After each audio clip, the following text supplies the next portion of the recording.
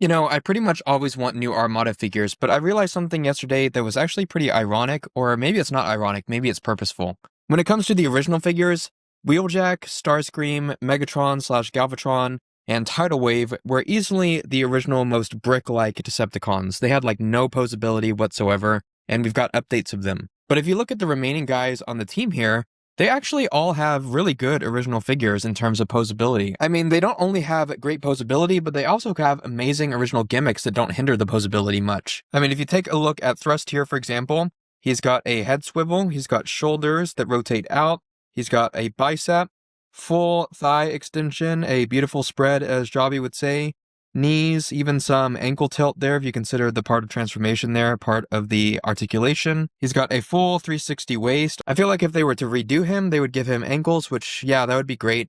But other than that, like maybe a thigh swivel is what he needs, but he already kind of has this knee swivel there and kind of a thigh swivel since this is a ball joint. He has no hands, so maybe they would give him 5mm ports there just for blast effects and stuff, or on the side so he could hold a gun. But otherwise, he's got full articulation, and if they were to redo him, I bet they would not include these firing missiles right here, and they would not include this big gimmick on the back where you can take this off and you can attach a minicon there, and you can start spinning this by sliding the minicon up and down. If he came with the minicon at all, I bet it would not have that spring-loaded gimmick, and it's pretty cool that that gimmick is there. It is show accurate. He uses it in the show. So I really can't imagine them doing a better job at this figure today. Cyclonus, again, a similar story with a little bit of shoulders right there. He lifts up at the shoulder and at the elbow right there. He's got a waist joint right here to the extent that the design allows him to.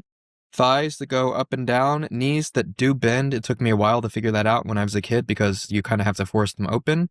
And yeah, very posable.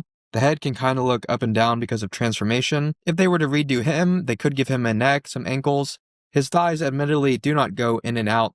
But again, he's a similar story in that he just has so many gimmicks. I mean, for example, just this alone, a spinning copter blade that works in both robot mode and vehicle mode is already a great gimmick.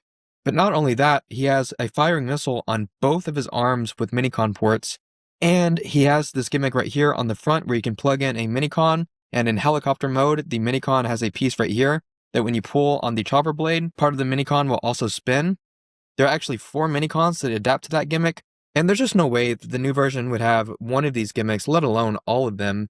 And even if they did adopt some of them, it wouldn't have that minicon gimmick. We wouldn't get all 4 minicons for sure. So yeah, it's hard to imagine this guy being much better also. He could have better articulation, sure, I'll grant you that, but this is just an awesome figure all around. It's why I made a favorite figures video of him earlier on. And then finally, Demolisher, again, he can look up and down because of transformation.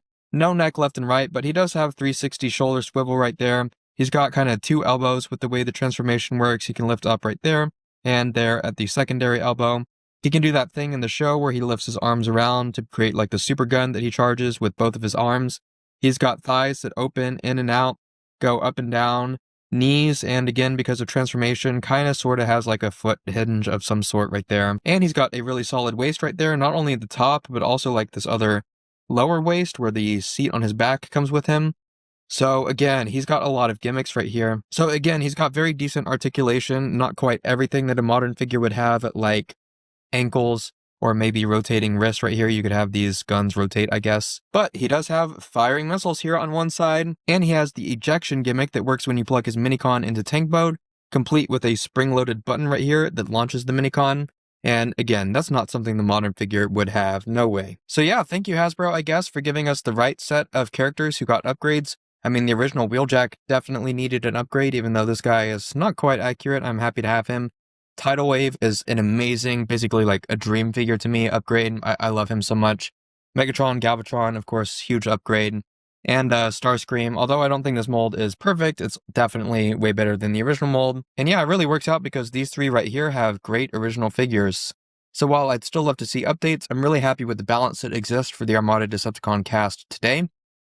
And if you're just looking to add some cool Decepticon figures to your collection and aren't familiar with the original Armada figures, highly recommend these guys right here for all the reasons I just said. Go look up some full reviews to see all the gimmicks in action. They are great toys.